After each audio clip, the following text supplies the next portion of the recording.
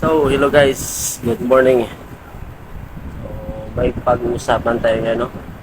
Ah, FYI lang. Magtatagalog tayo ngayon kasi may nakita ko isang video. Sabi daw, pag nagtatagalog ka, mas maintindihan daw ng taga Manila. Kasi yung taga Manila, hindi lang nakaintindi ng Bisaya.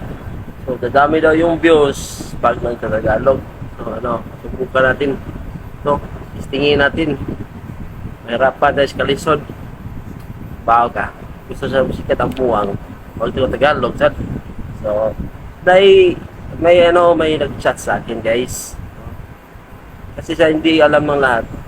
Yung previous ko na, trabaho is, security inspector ako.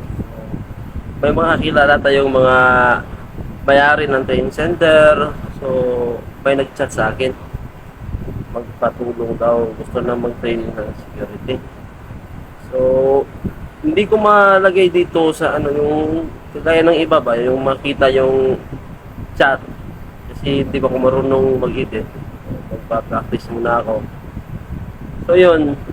Nag-chat kami. Sabi ko nga, kung dito ka ba security guard. Tapos makatulong naman ako sa kanya. May kakilala tayo na may-ari ng training center. Yung training center na kakilala ko, pwede kang kahit 2,000 lang yung pera mo, down payment, pwede kang mag-down doon. So, kung bahala sa'yo. Dali mo lang yung pangalan ko, sabihin mo lang kay sir, na kasama kami ni si Burha. Pag binanggit mo yung pangalan ko, hindi naman 100% pero nandito naman ako. Pwede kong tawagan si sir.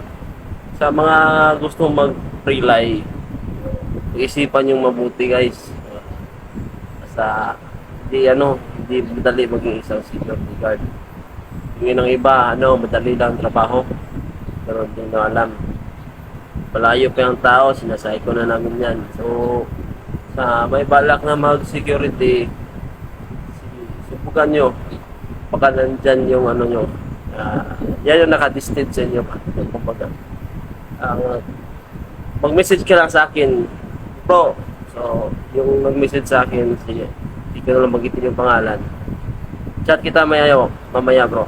Pag di-off ko, samahan kita sa training center. Huwag kang mag-alala. Basta kumpletuhin mo lang yung requirements at saka yung down payment. Yan. Katapos mo mag-training, hanapan na, testingan na to. Saya na ko, nag-result na to. So, subukan natin. Subukan ko matulungan ka makapasok ng security provider o security agency. So, sa mga mag-security dyan, guys, dapat, at least 5'4" yung height nyo. Kasi pag mababa kayo, mahihirapan tayo. Kasi yung mga client ngayon, gusto yung matatangkad.